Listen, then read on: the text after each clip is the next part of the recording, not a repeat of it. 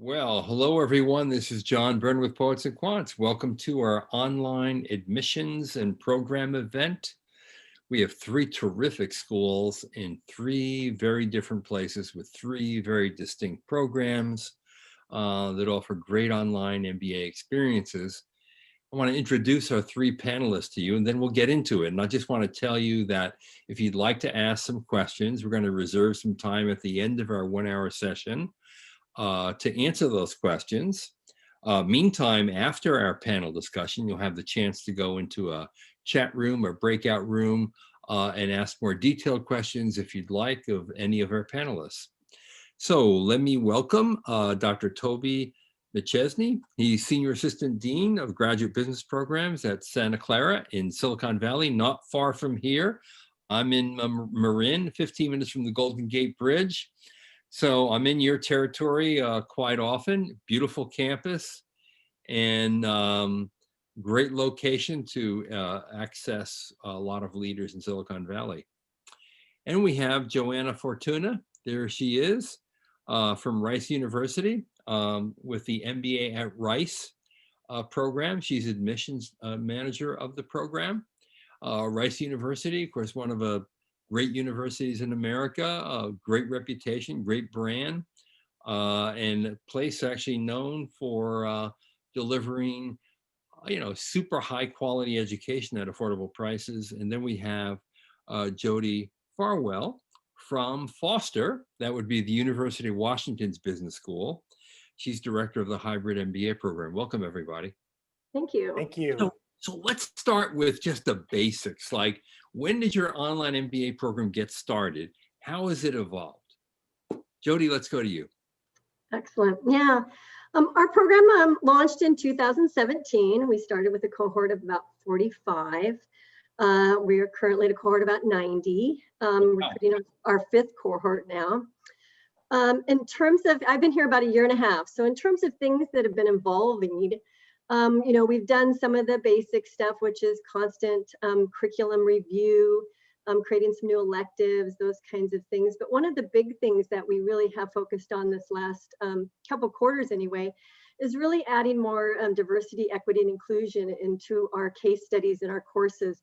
And, and trying to do everything we can with the COVID pandemic to increase student engagement and make the students feel that they're truly still part of the community of the University of Washington, even though they aren't here on campus and in the classroom. We've created a student council, we have alumni group, and creating all kinds of opportunities for career management, professional development. They've doubled their events this last year to really try to make the students feel like they still are on a university campus and part of a program. And you go out of your way to call it a hybrid MBA, and that's obviously because you have on-campus sessions. Can you just explain the structure of your program? Absolutely. So we're 6 quarters, 2 years. We're a team-based lockstep program. So the students come onto campus at the beginning of every quarter for about 4 days. Our students are located all over the United States. About 40% are outside of the state of Washington. So they come onto campus. While they're here for these 4 days, they attend class with their professors. They've done some pre-work prior to getting here, but they attend class with their professors all day. And then throughout the day and the evening, we have networking events, professional development events, social events. They get to meet some of the alumni and really create a sense of community during those 4 days. Then they all go back home and the rest of the quarter is online. Then we do it again the next quarter, and the next quarter they get summers off, and we do it for 3 more quarters their second year. The great thing about our program, honestly, is that because of the team-based lockstep program, we get 100% graduation rate. So the students that start the program graduate the program in 2 years. Good news. And now, Joanna, Rice's program is relatively new as well. When did you actually launch? Yes, so our program, our very first cohort was in July of 2018. Right. And we had our very first graduating class starting last May. And for us, the online program was a natural evolution of our program portfolio. It was never a question of if we can offer high quality online education. It was about when, and then we got the call from our university president, President Lebron, and we answered the call and we launched in July of 2018. So since starting, what has evolved? So the main things are that we've added a number of electives, and that's truly grown out of feedback from students. We are a very close-knit, intimate campus, and we really listened to what our students had to say, and they wanted more electives. And before COVID, they wanted more opportunities to come to campus. So we did have that. For the time being, those opportunities are likely going to be more virtual, but we've added more electives, and we've also grown our career path focus areas. So we had 4 focus areas, and they've recently expanded all the way to 7. And your initial cohort, the one that just graduated, what was the size of that, and what's your latest? That is a great question. So I joined the program about 1.5 years ago. I believe the size was around 40. And then last year, of course, I'm sure as the other programs as well, we broke records. And our largest cohort right now has been 106. Wow. Okay. That's something. And Toby, at Santa Clara, how long have you had an online MBA option? Sure. So we launched our program January 2018, so just before Rice, and we graduated also our first cohorts of students. And the program has also really expanded. We now have 250 online MBA students. And the success of the online MBA program has also enabled us to launch 2 other online MS programs that have been very successful as well. And some things that we're really working on that's really kind of evolved. We've expanded our concentrations. We have 4 now part of the online MBA program, and there's 2 that are tied to our evening MBA program that students can do. We now have an MBA Anywhere campaign where online MBA students are able to take any of our evening MBA courses and vice versa. So we're very proud about that. Of course, now that it's COVID, doesn't really matter because we're all online, but that was the plan before COVID hit us.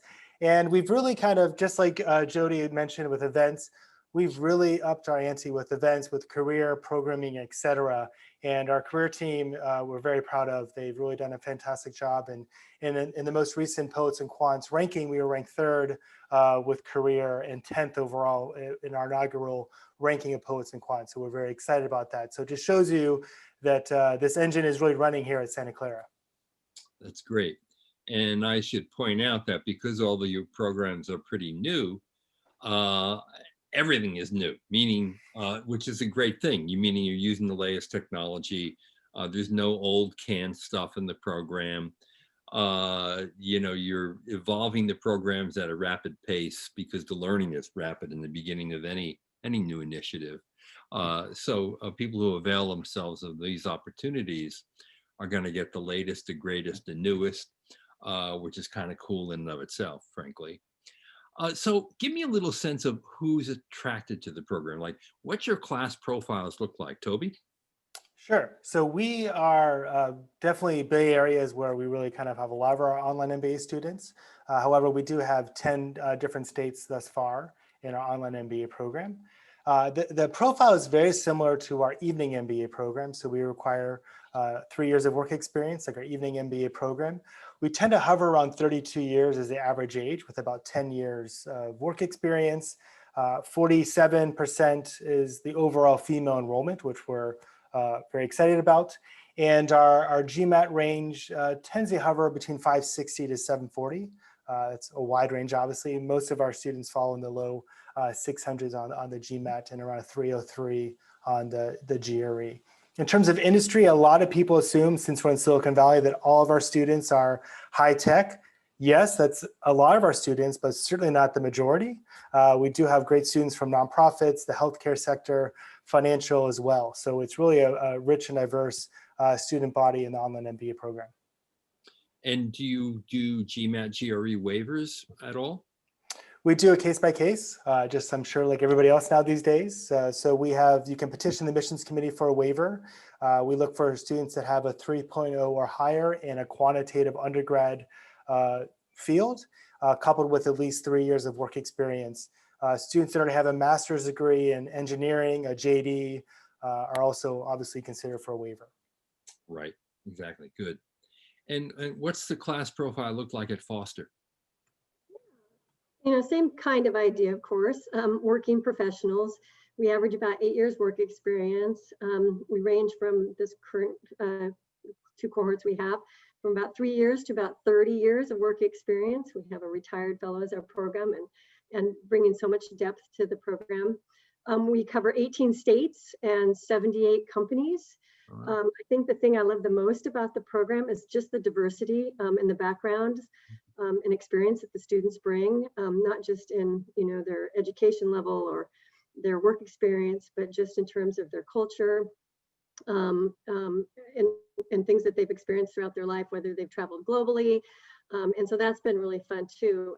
Toby mentioned getting close to 50% women in the program, and so are we. And I love to keep hearing that more and more MBA programs are getting more and more women to the program. That's a goal we all got to be reaching for.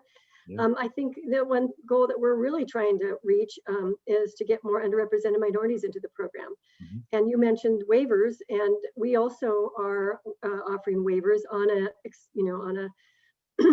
students can apply for a waiver depending on the criteria.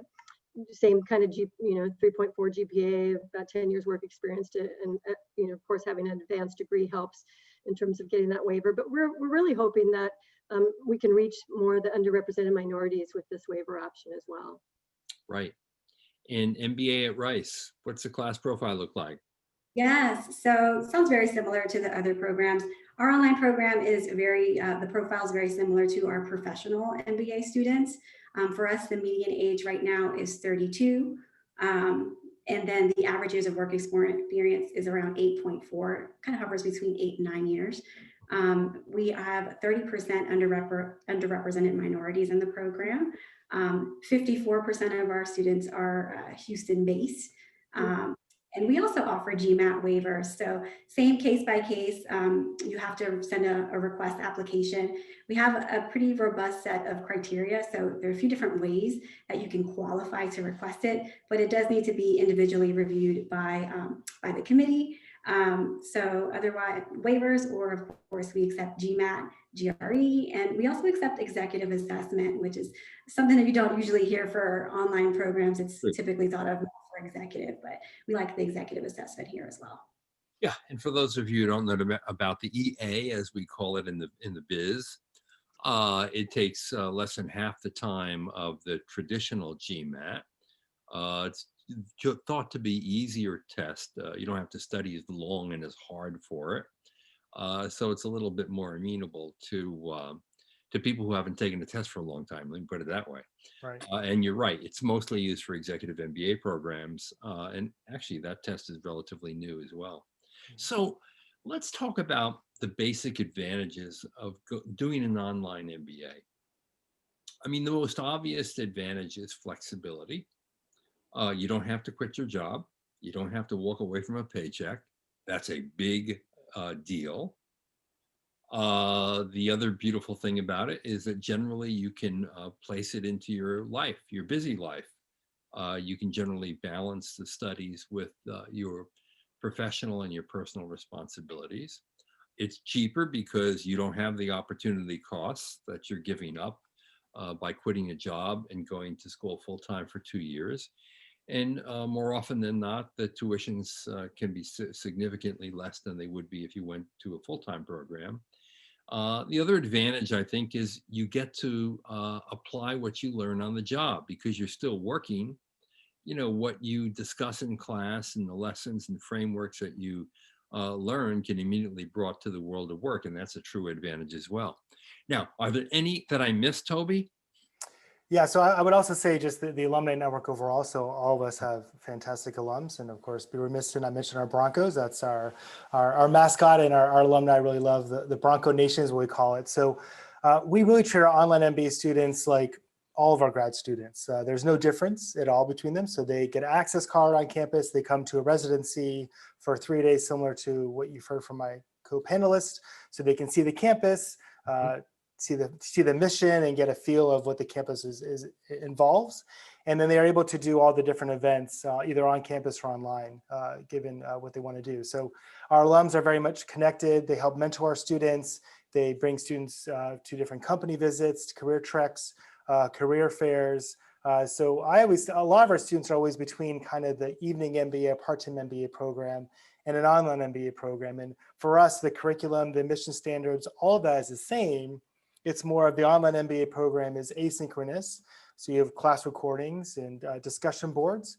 What I love about that, and I teach also in the online MBA program, is you keep those recordings forever, right? So you can always go back to that recording, that case study, that discussion board, which is really exciting and gives our students definitely an edge if they want to kind of, what did Professor Toby say in that class? Let me go back and kind of watch that again, which I think is really important, which doesn't always happen in the evening MBA program because not all of our classes are recorded when we could be face-to-face on campus, depending on the faculty member. So that's something that's very different for the online MBA student population. Yeah, I might say too about that, one of the advantages for a poet, let's say, who's a little less comfortable with the math, the analytics, the quant part of the program, you can rerun the tape. Yep. And effectively, you also have it's effectively a library, really. It is. So, you know, pulling a tape, a video lecture is like pulling a book off and you know, getting a refresher or a cram for your classes in a way that it helps you prepare and to absorb more and get greater benefit from it. Right. Now, Joanna, did I miss any benefits, and did Toby miss any that we forgot? Good question. So there are a few things that I want to point out. Well, I think the first thing that you missed is the additional support that we offer our online students. So our online students, yes, we treat them just like all of our other Rice MBA students. They have access to the same resources, but we have additional resources for our students who are doing the program online, such as a student support advisor. So they actually get someone who works kind of just like hand in hand with them, like the recruiters do, but they work with them from onboarding and orientation all the way to graduation. So we have a built-in support team to make sure that our students are successful, that they know how to register and use all the tools that are available to them. So student support team for sure. The career services team, yes, they have access to the Rice Career Services office, but they also have a dedicated online MBA career support team, because the needs of an online student, especially a student who can't physically go to campus sometimes for some of the campus events, are different than the students who are on campus. So we definitely have additional resources. There's tutoring. And I think another thing I want to point out, I want to piggyback Toby's answer on the recordings. Yes, the recordings, as well as in our program, we also have the synchronous live session. So you're still going to get the advantages of having that discussion, the debate, you know, of having someone right then and there live that you can ask questions to if you're confused. But you get to do that from wherever you are located and at a time that works better for your schedule. So all of our classes are offered in the evening. That, and of course, you can go back and watch the recordings. Like you said, if you are a little lost in a class, we not only have tutorings, but you have the recordings. So there's a lot of additional support for our online students. Great. I think I would have thought we've covered every advantage of an online MBA program. Now, Jody, can you surprise me in any meaningful way? I don't know if I can surprise you, because I agree with everything that they said. The networking, the alumni, we have an alumni audit program where we have about 20 students, alumni quarter, come back and take our classes. Huh? Electives that maybe they didn't get the opportunity to take while they were part of the program. But that connection with the faculty has been overwhelming. The faculty are so excited to see the alumni back into their classroom. So that has been a huge, huge, huge advantage. And like Joanna said, I can't even express the amount of contact that our career management team has with our students, one-on-one coaching and on-demand career resources. We have mentoring with our alumni, and we also have the class above mentoring the second or the first years. And then there's just the staff. We do everything we possibly can to make it as easy as possible. We've created a couple student groups. We have a hybrid mental health group to help students during a time like this, and any time, honestly. It's tough being an MBA student. So one of the most stressful times in a period of a person's life. And we've also created a DEI, we call it JEDI, Justice, Equity, Diversity, and Inclusion group, so that we can make sure students are feeling part of a community and help us at the foster level and the program level to make our community more inclusive. That's a very big foster value for us. I think we're all doing the right things. And sitting back and listening to this, it makes me think, wow, what each of you are doing is bringing the online learning world closer to the on-campus model. In many ways, many of the features of these programs resemble, if not are exactly identical, to many of the attributes that you would experience as a student who comes to campus every day. Which is the technology helps to allow that. It helps to allow for deep engagement and connection in a way that maybe 5-10 years ago, that was far less possible. Now, I want to disabuse everyone out there of the notion that remote instruction is equal to an online course. Here's what I mean.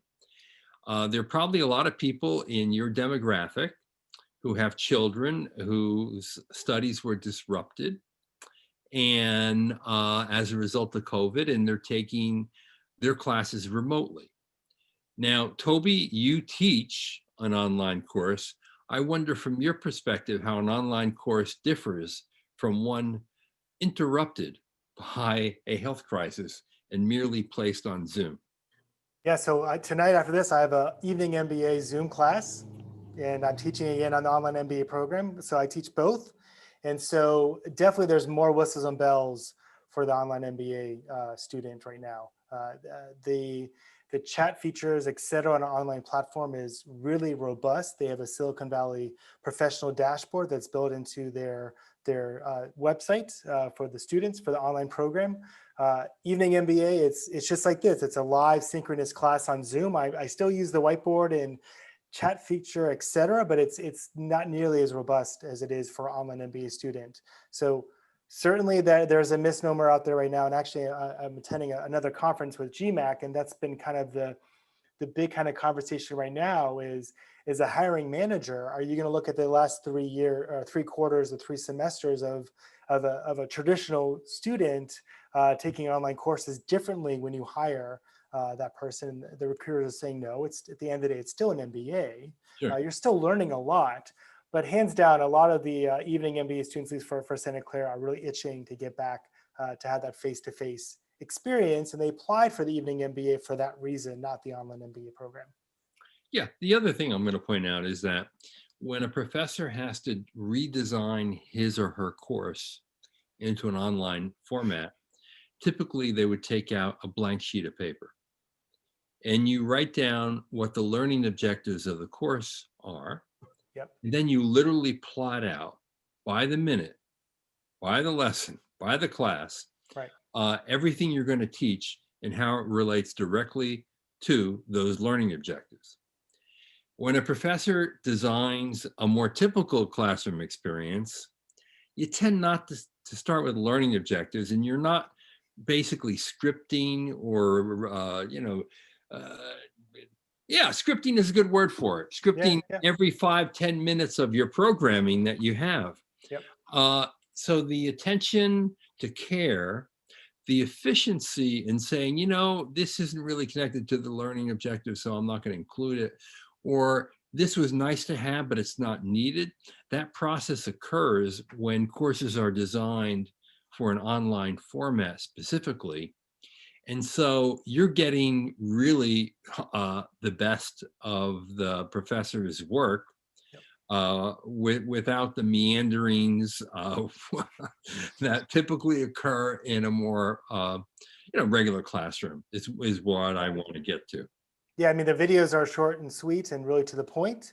Whereas to your point, John, when you're teaching live in a classroom, you have those rumblings and those moments, but when on the Online MBA platform, those videos are recorded and you can edit it. So it's pristine, definitely. And the other thing that happens is, an online learning accepts the notion that you need breaks.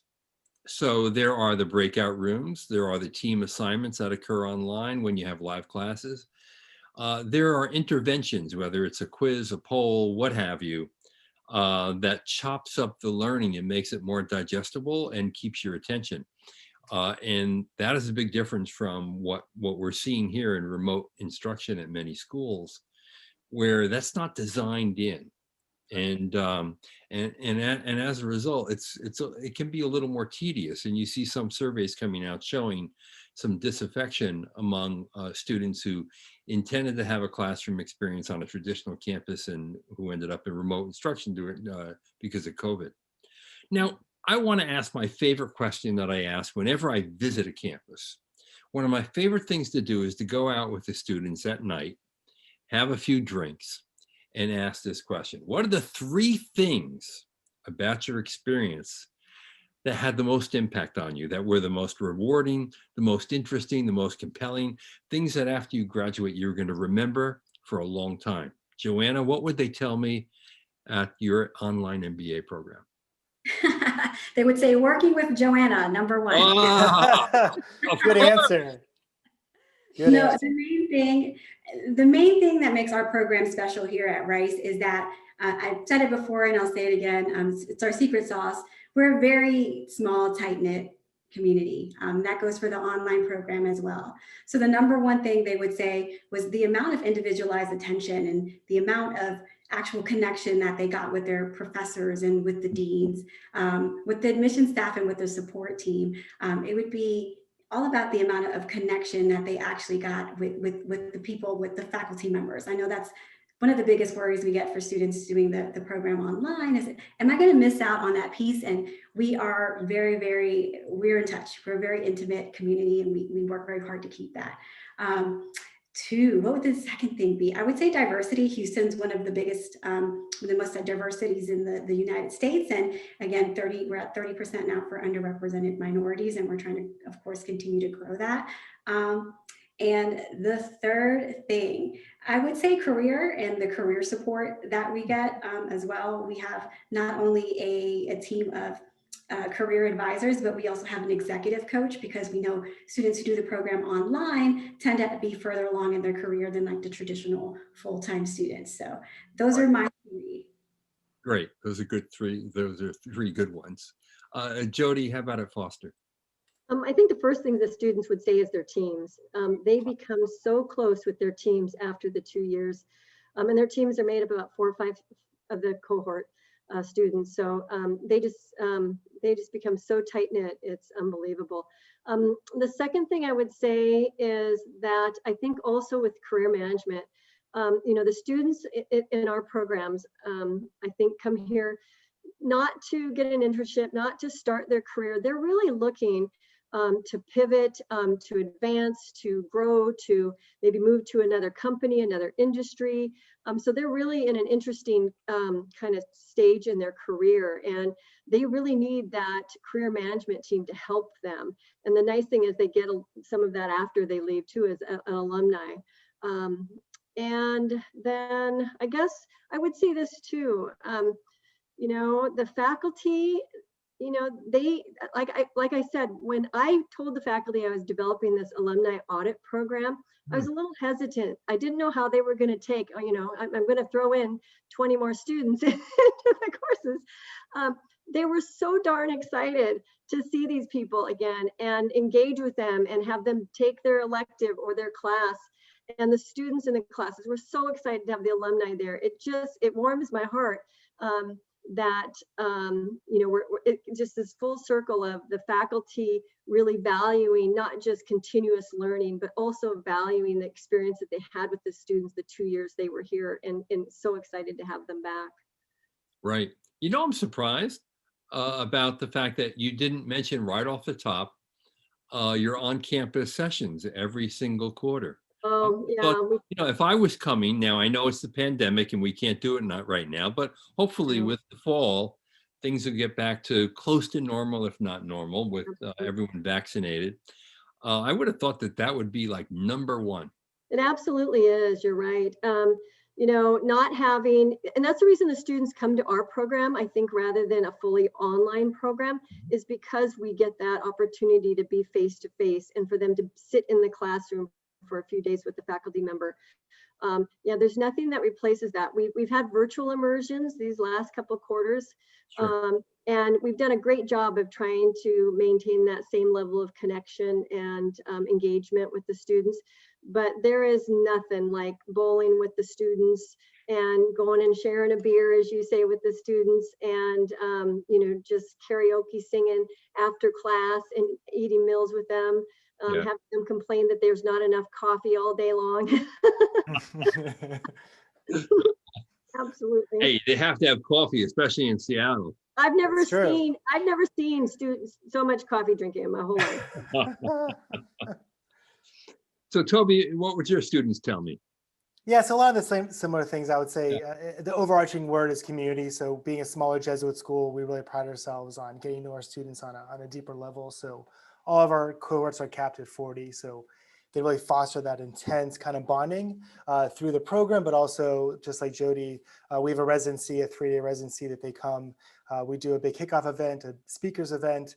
We bring our faculty, they're going to teach in the program. My whole staff is there. So definitely builds that community.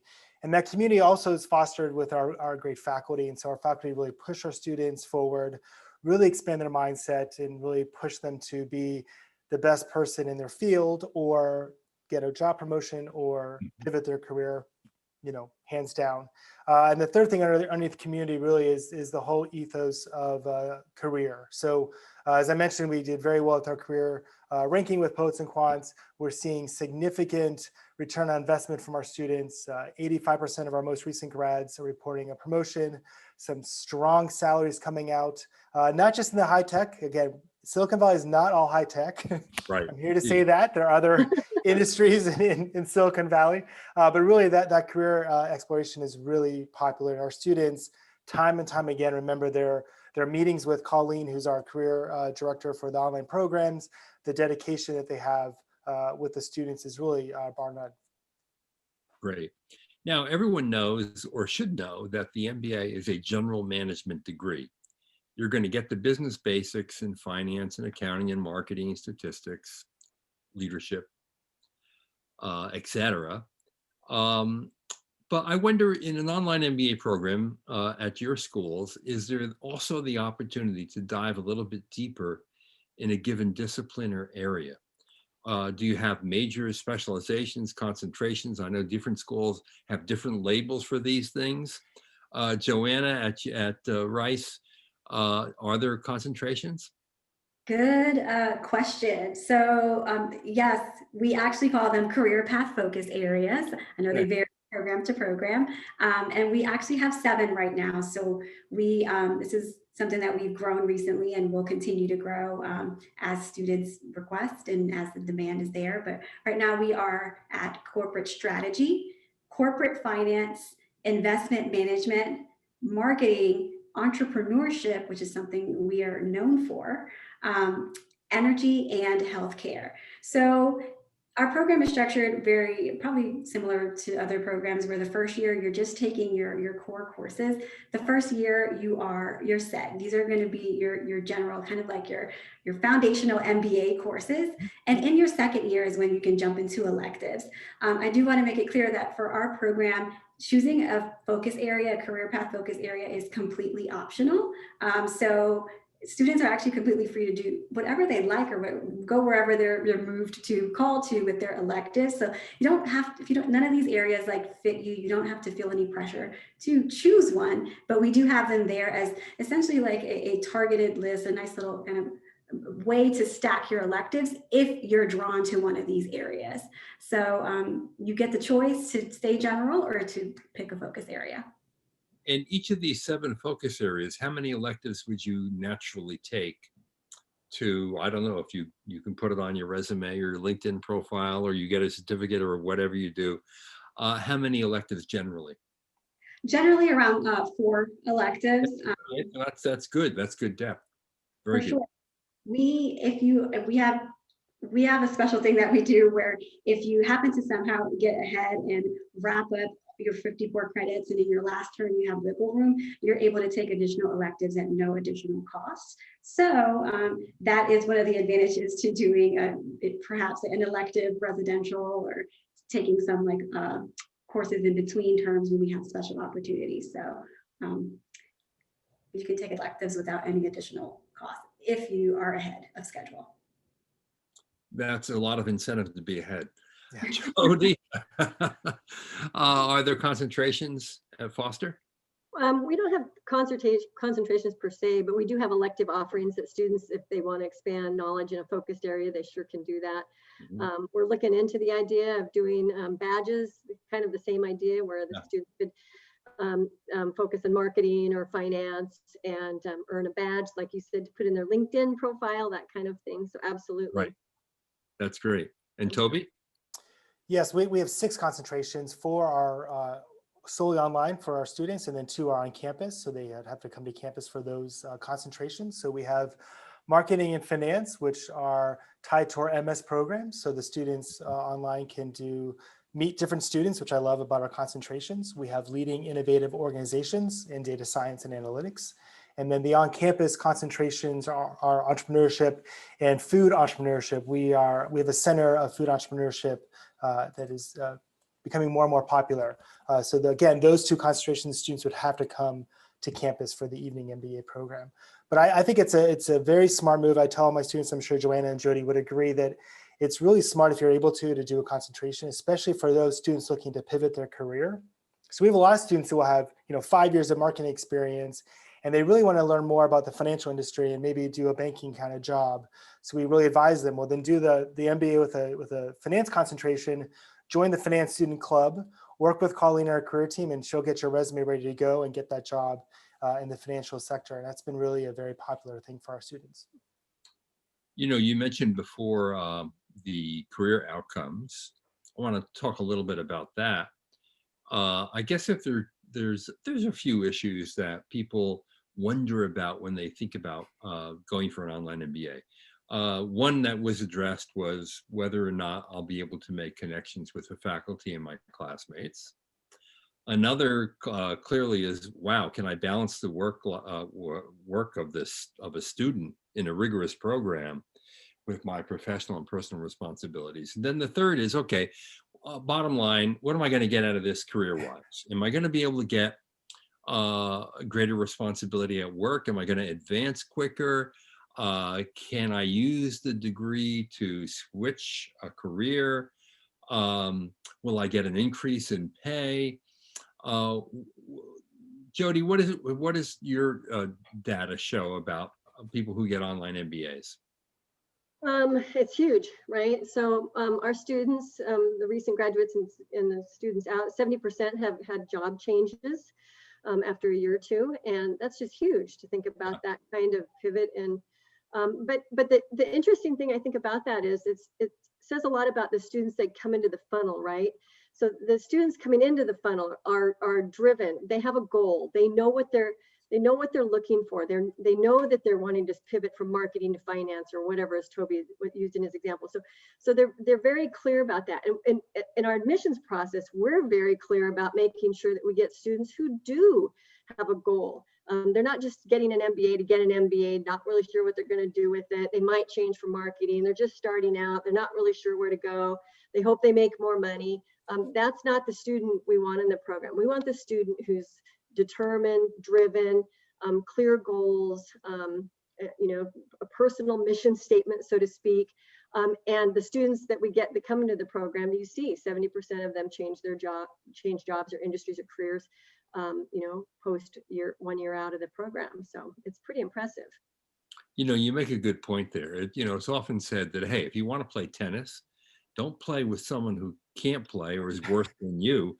Play with someone who plays better, because that's the only way you're going to get better. Yep. So you get yourself in an environment, a cohort, a team, a group of classmates who have, similar ambitions that basically to play a more meaningful role in their organizations, to have impact and positive impact. You surround yourself with people like that, and it's going to rub off. Yep. And rub off in a very positive way for you. above and beyond, you know, the stats about what percentage of people get promoted while they're in the program or shortly thereafter, or what the increase in pay is during that time. There is that other less tangible element of an online MBA that's beneficial to people. Now, Joanna, you just had your first cohort graduate. Did they have good success in advancing in their companies? That is a great question. So we just got back the original data, and we haven't fully published it yet. So, but I can give you kind of a general high level vision. So the initial data is looking really good. We did see a good number of students salaries increased to above 100,000 that did not come into the program at 100,000. And anecdotally speaking, we hear consistently about students receiving promotions while they're in the program. Not even, just in their second year. So often we hear it within the first 2 terms of them being able to go ahead and show up at work and apply what they've learned in their competitive strategy to their organization. Competitive strategy course rather, to what they're doing in their organization. So we hear that anecdotally all of the time. I just got an email this week from a student letting us know he started in a nonprofit organization, complete pivot, and he managed to lock in a consulting job at a major consulting firm. So we don't have the actual figures yet, but we hear from our students every day that this MBA has been very impactful for them. That's great. Now, from what Toby said earlier and from what you just said now, you made mention of people who made career switches, both of you. One person went to the nonprofit world to consulting, and Toby, you made a point of saying that you had students who graduated and then used their MBA, leveraged it to switch careers. Traditionally, it's been thought that the online MBA experience is best for someone who wants to accelerate their career within their existing industry or company. But are you seeing more people actually use it to switch a discipline or switch an actual industry? Toby? I mean, we certainly are. I think that the times have definitely changed. And again, as the evening part-time MBA programs and online MBA programs become more blurry, you're going to see a lot more of this, even post-COVID time. So our evening MBA and online MBA graduates of last year, both are hovering around 50% of our students reporting a career pivot completely. So that's pretty staggering. And then, as I mentioned, 85% of our students are seeing a salary increase of some sort. So hands down, we're seeing it quite a lot. Now, Jody, given the substantial investment your school has made in career management and development, I'm assuming that that's true at Foster as well. Is that right? In terms of the full-time program? People able to career switch with an online MBA. Oh, absolutely. Absolutely. Yeah, absolutely. I think we're seeing a lot more, funny enough, a lot of our students join the program because they want to join a company in another state. And so they join in, there's other students that in that, whether that they want to come here to Microsoft or Amazon, or maybe they want to leave here and go to Austin, Texas, or wherever. So a lot of them are joining the program so they can just literally pivot to a new company, a new industry. Absolutely, we're seeing that. Yeah, that's fascinating. It is. So what are you looking for in an ideal candidate for your online MBA program? Are there certain things that are maybe peculiar to your admissions process that you're really looking for and you put a little premium on? Joanna? I wouldn't say, I'm not sure if it's peculiar. I've already heard Jody mention it earlier, but I think the really big part of how we assess your fit for this program is your interview. And can you clearly articulate why you are pursuing an MBA? How does that fit into your goals? What do you know about our university? And how does our university fit into your goals? Like, what resonates with you about Rice? So we are definitely looking for students who are mission-driven, purpose-driven, have a clear goal, have their sights set on a clear goal, and need the MBA to get there, and not for students who are just trying to check a box. We also are looking for in that interview, we're going to ask you questions about to uncover how you collaborate with others. We know collaboration within groups and teams is an important part of life and work, but it's a really, really important part of our program. So we want to know, like, how is it working in a group with you? So that's something that some of the main things that we are looking for in a candidate. Jody? Yeah, absolutely. Yeah, I love we have a very robust application process. And, it's one thing to read through a student's resume, but you really don't get to know them. But you get to know them more when you look at the references that they submit. You also get to see, we have Find Your Foster Fit, where students can come to find out what MBA program they're most interested. We have a Taste of Hybrid, where they can sit in on a mock actual Foster Live, as we call them. It's a Zoom class with one of our professors. And we have info session, app workshops, alumni panels. There's all these different ways where, as Joanna says, they can assess their fit, and we can assess our fit with them too. Then you've got all that information, because you're looking for engagement. Why do you want to be here at Foster? And why do you want your MBA? That final interview is the opportunity for you to gather all that and really assess that for the potential, the prospect, the potential student. But the biggest thing for me, and I think my staff kind of laughs at me a little bit about this, is what I tell every student during that interview is, at the end of it, is what I was looking for the entire time is, what kind of human are you? Are you going to foster humanity? Are you the we is greater than me? Have you shown or talked about experiences where you've given back, where service is important to you, your community is important to you, where you've talked about what it means to be a teammate, what a teammate has done for you, what you have done for a teammate. I don't want to just hear about how you've led a team. I want to know how you've been part of a team. And that's really what I look for throughout the entire interview, while I'm assessing fit, of course, as well, and their leadership qualities and all the rest of the stuff. But, are you a good human? Yeah, well, that's really important, I have to tell you. Toby, in terms of what you're looking for your online MBA students? Yeah, so I start all of our orientations with, obviously, of course, big welcome and everything. And I really push that the more you're engaged with our community, our faculty, your fellow students, the career, et cetera, the bigger bang for your buck. And so I really challenge my staff and the missions community to look for that kind of engagement, that hunger, that appetite for growth, to expand their mindset. I want to see resumes that, obviously, if you've been in the same job for 10 years at the same company, something's going on there. What is that? So we interview them and kind of figure out really why. But I would like to hopefully see students progress in their career, moving up, changing careers, taking risks, because obviously that's what all we do at Silicon Valley. So really focus on that. But just like Joanna and Jody, it's really focusing on the essay, why Santa Clara, the fit, why the Jesuit education. Obviously, we're rooted in ethical behavior, so that has to be a common theme, obviously. And then also we pick that up through the interview process. Really that personality, that gravitas overall is very key. I think a lot of applicants also wonder, hey, if I take an online program, am I going to be a second class alum of the school or not? Talk a little bit about how you ensure that that's not the case, and what that alumni network is and what it provides your graduates. Toby? Which one, Jody or Toby? I know. We sound alike too. I just noticed that. Let's stay with Toby on this one. And then we're going to go to you, Jody. Yeah, so our online MBA alums are certainly not second-class citizens, and so we're still new. So we have about 70 now from our online MBA program alumni, and so we are now talking about having them join.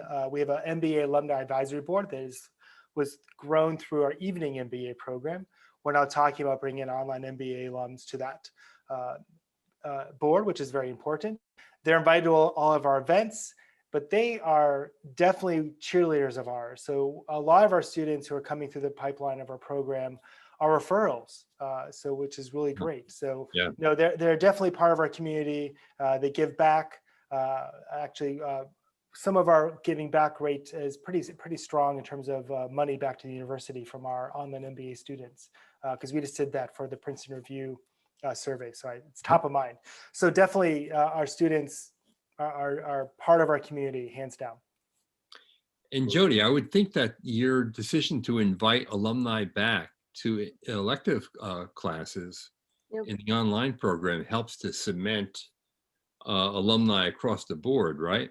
Absolutely, absolutely. And our alumni have just formalized their leadership. So they've got a council and they meet with my associate director once a month. We plan career events, socials.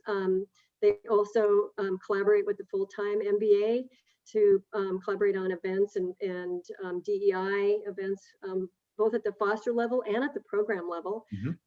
They have a closed LinkedIn group, and we pay for and provide a private Slack channel for them.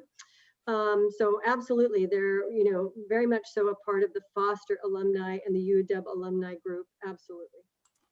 Joanna, talk a little bit about your alumni network. Absolutely. We love our alumni here. Well, I want to say for anyone worried that our program, you'll feel like a second-class citizen, second-class alumni, we actually have an online student on our alumni board right now. Wow. So absolutely not the case. Our students, from the moment that they are enrolled in the program, have access to regional and local alumni events. Virtual now, but in person when possible again. Another big advantage of our program is Sally Portal, which is our alumni networking platform. And we just launched a very beautiful, very convenient app for our alumni platform. And you can use this for networking. You can also request to be matched for mentorship, so for mentoring. And you can also just use it to connect with alumni and search for alumni that are maybe in the company or the field that you want to go into. The app is very easy to use, and it even offers conversation starters if you think it's awkward to reach out to a complete stranger and ask for some career advice. So Sally Portal, our alumni networking platform. In addition to being able to search by industry and being able to participate in regional events, we also have alumni affinity groups that you can reach out to as well. So our alumni are involved in everything. So we pull them in as much as we can. When we do our residentials on campus, we have alumni come and show up and have a partio, our famous partios here. And also they often speak in panels, and when we can do our global immersions again, we typically pull in our alumni from around the globe to come speak to our students. Why Sally Portal? I wish I had. Or Sally Porter. I don't exactly know, but I know that it's great and it's on the site. But now it's on our app, and now I'm going to go look that up the minute we wrap this. Okay, all three of you are really good experts in online MBA education, and you're completely immersed in them. So why don't I ask you this one? If I'm interested in doing an online degree program in business, how do I make the choice? What are the things, what are the questions I should be asking? What are the steps should I be taking to make the right choice for me? Joanna? Ooh, so I would definitely, several questions I would think to ask, but I think the first one I would want to ask is, what are your learning needs? What style do you learn from? Could you be successful with in a program? For our program, we have live Zoom sessions and then independent asynchronous work. Can you learn like that? Just be honest with yourself about like your learning style and your needs, your schedule. Does your schedule support you taking these courses? Do you have, yes, there are classes that are in the evening, but you do need to set aside some time, 7 to 10 hours per class per week to get your study time done. And I think from that point on, it's really going to come down to you and your connection with the institution. So what are you looking for from, what are you looking for as far as community? And do you connect with this particular institution? Right. That's great advice. Jody, what's your advice to a would-be applicant? I guess, I do think it's very important. They need to identify the 3 things that are really important to them. But as you can hear, talking to 3 of us today, I mean, we have a lot of things in common, our career management and our alumni. And so I do empathize with the student trying to pick a program. It's very hard. So what I would really tell them is to go to as many events as you possibly can. Yes. Ask the questions. find out what mattered, the 3 things, 4 things that matter the most to you, and really find out, are they doing those? And in what way are they doing those? How much access do you have to that? And I think that will help them make a decision. I'm sure there'll be some gut instinct of fit, but I think ultimately they really need to do some work and ask the questions. Yeah. Toby? Yeah, I definitely concur. It's really about fit, and I always tell prospective students to be engaged with our events, recruiting events. Try to find an alum, and we can help them find an alum from our program and talk to them, because obviously they went through the program and lived and breathed it. So I think that's really important. And then really dig deeper in terms of retention, graduation rate, career data. The more data you have is useful. And I do know there are online programs out there that are not really as forthright of those kind of data points, which I think those students should really push back.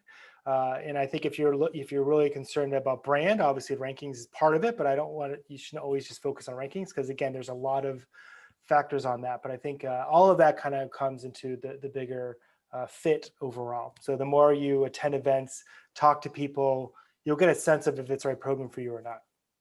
Yeah, I mean, given how driven many people are who enter MBA programs, whether on campus or off, I've heard stories where people make, elaborate spreadsheets, and then they basically rate every possible feature. So, for an online MBA, you might want to say, okay, I don't want to go to live classes. I want to be completely free. Right. So that narrows the choice. Or I want a blend. I want the opportunity to go to a campus and sit next to my classmates every so often. And then that helps you make a choice, right? I want to specialize in a particular area, even though I'm getting a general management degree. And are the elective courses, are the faculty in that area, are the offerings there to allow you to do that? These are all considerations, obviously. Right. And one of the biggest surprises to me in online MBA programs is how, while all of you have students from all different parts of the country, if not the world, it's surprising to me that in many cases, most of the students come within a 150-mile radius of the school. And I think that speaks to the brand value in a given area of the country, Right. oftentimes. It also speaks to the connections that people automatically have to an institution that's closer to them. And so that can play a factor as well. I mean, one assurance that I can give is that anyone who goes to any one of these 3 programs is going to be a happy camper, because the amount of money, investment, time, resources being placed in online learning in these 3 institutions are very high. These are programs that are taken very seriously. They're considered in many cases the future of their universities. And so they are not on the periphery. They're not a marginal thing that, a school is doing on the side. The wonderful thing about online learning today is that it's central to every university's strategy. Yep. For thriving and surviving in the future. And that's really a great benefit that all new students are going to take advantage of. So, thank you so much for being with me. Thank you. For being with us. I really enjoyed it. I learned a lot about your programs. You all make me want to go get an MBA, even though I'd be the oldest person in that virtual classroom. No. No. That's for a GMAT waiver, John. Hey. Yeah, I got plenty of experience. I am a poet. So Joanna, Jody, and Toby, thank you so much for being with us. Well, Stay safe Thank and you. healthy. Thank you so Good much. luck, everyone. All right. And this is John Byrne with Poets&Quants. Thanks for watching us. Bye.